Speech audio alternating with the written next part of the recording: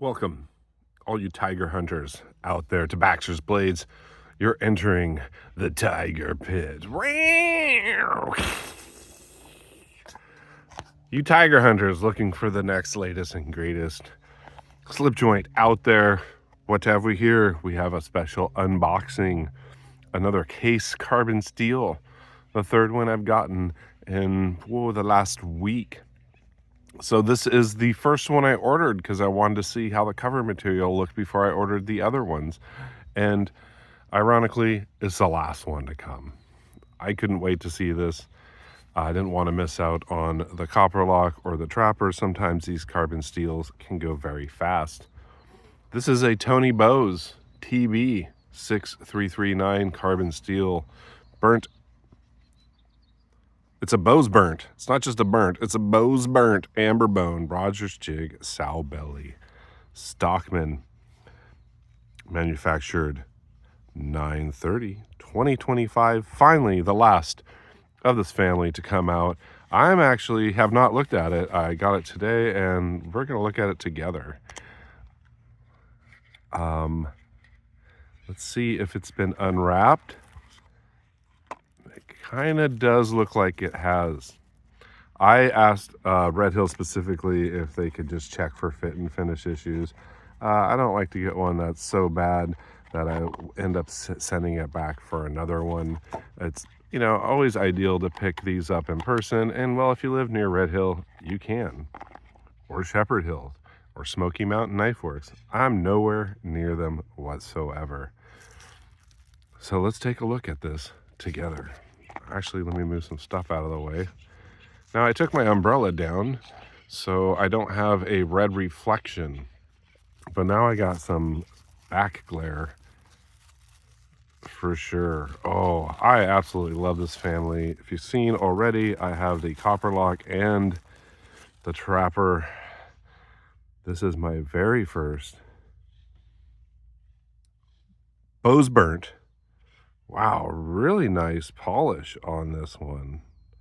I'm going to compare it to my other ones in this family in a little bit. Almost look like I have some peach hue to this. Dogbone shield, tested XX. Wow, back springs look really good. And for the pile side, yeah, it almost looks like I have a higher polish here at the hafting than my other ones, but I'm not sure. Maybe it's just because I got some light going here. I do notice a little, you probably can't see it, a little scratch on the front bolster there. It's minor. Case paste generally get most scratches out. Oh, carbon steel. I absolutely, is that a chip in the bone? Oh no. It does. It looks like a chip in the bone where they're putting the shield in. Wah, wah. Wow. Well, either that happened in the shipping process or they did not notice that at Red Hill. You have the sheep's foot. Really nice. Now, I've been a huge fan of the sheep's foot. And it really makes the Stockman absolutely awesome. Pull out the clip point. It does feel a little gritty maybe from the polish. And I will pull out the spay blade. Let's get them all out here. Wow, very rarely do I see a chip there, but it happens. It's bone. I wonder if I could just fill that in with a little darker Scrimshaw ink and it'll probably blend in. Or I can send the whole thing back, which would be unfortunate. Here you go. You got a Tony Bose spay blade with swedging along the top here. I really like how they do their spay blade. Very different than their stereotypical spay blade on their 75 Stockman. Nice ram's foot and a beautiful down canted clip point blade, which almost feels like there's a piece of metal in there. Yeah, this is gritty. Let me close this up Wonder why it wouldn't open all the way. 1 second. Or actually, let's see if we can see that. So what happens when you open out of the box a new knife? See that chunk of metal down there? See, I go to open it and it's not fully opening because there's that chunk of metal. I'm going to try to get that out. 1 second. Okay, I'm back. Wow, that's actually the first chunk of metal I've gotten in a case knife. Maybe it was the piece of the bone. Beautiful clip point. You have a little bit of swedging here. You get the special grind. This has obviously 4 dots. 4 dots. Oh, that laser engraved fooled me. 5 dots. 2025. A little bit lazy going down. Obviously, this thing needs to be flushed out because there's metal chunks in there. That's, you know, a new knife, you're going to have to flush every once in a while. But what a beautiful Sowbelly. Now, I wanted to pick up this carbon steel one because, well, I didn't have one in the collection. And they have made in the past, but I think they made the pocket worn gray bone.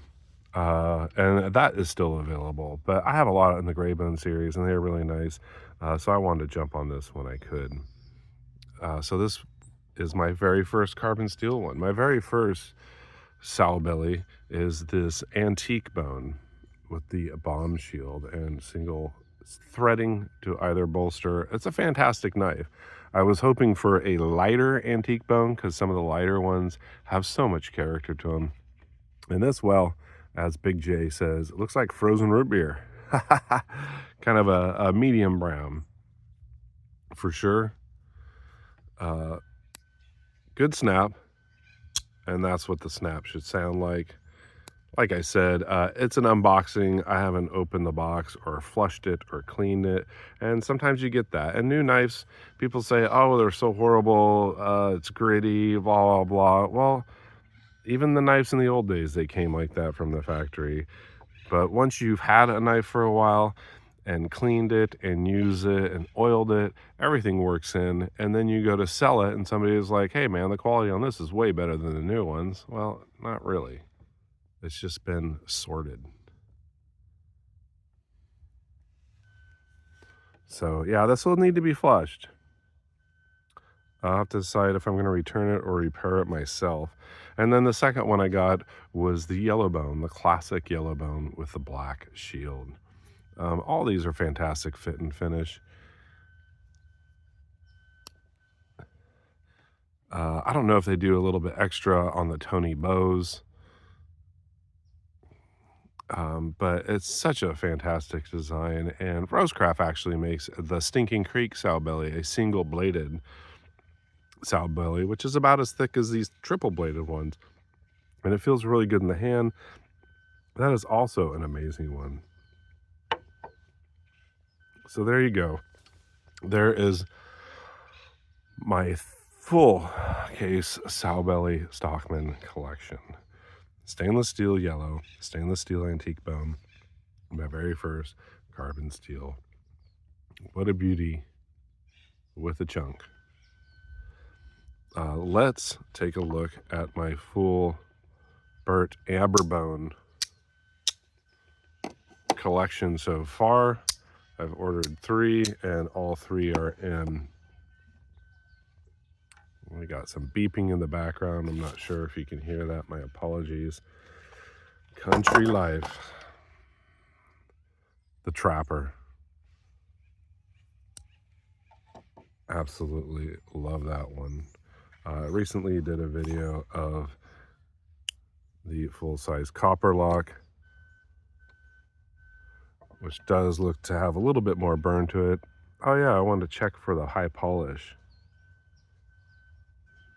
Yeah, this is high polish. It's just not as noticeable as on, yeah, it is all high polish toward the hafting. I guess I just didn't notice it because the umbrella was up.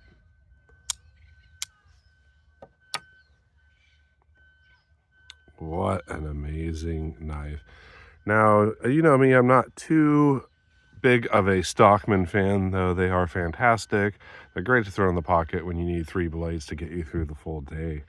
I'm a huge Case 75 Stockman fan, the big boy, the 4¼ inches closed. But I really have been drawn to the Sowbellys. They just feel so nice in the hand. They're a perfect size. You can get 4 fingers. And well, it's hard to beat a Tony Bose. And it's carbon steel with this beautiful Rogers jig. Oh, yeah. Yep. It's not a weak back spring, it's just grit in there, and it definitely needs to be flushed. Don't let it discourage you. You know, the reason why Case has such a high polish on the back spring and the bone and everything is their polishing compound goes flying. And yeah, sometimes the guy cleaning them doesn't do the best job at flushing them out. I've had that happen on my pocket Warrens, but then again, I've had perfectly clean, flushed out pocket Warren.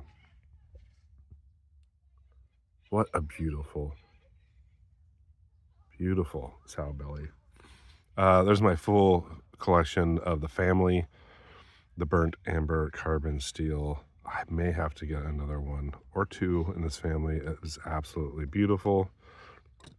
And one last look at my full Case Sowbelly collection. Let's not pull all the blades out. Yeah, 3.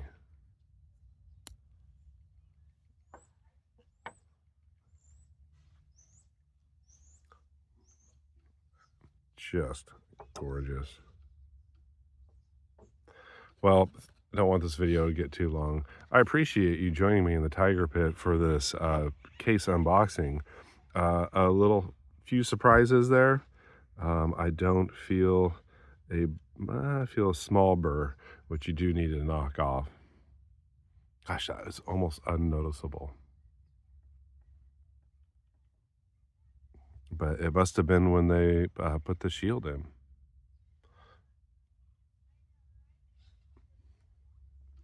I think I can repair that. We'll see. It beats sending it back, but Red Hill has fantastic customer service. If you ever get something from them and you're unhappy, just reach out to them via email and ask them if you can just exchange for another one. If it's a problem, them and Shepherd Hill has always been very good at that. And then there's always warranty. Now, I know people say, oh, it's a pain in the butt to ship everything, but hey, they'll send you a label and everything. You don't have to pay for it. They'll send you a self-addressed stamped envelope or this email you label you can print up and just, all you gotta do is drop it off at the post office.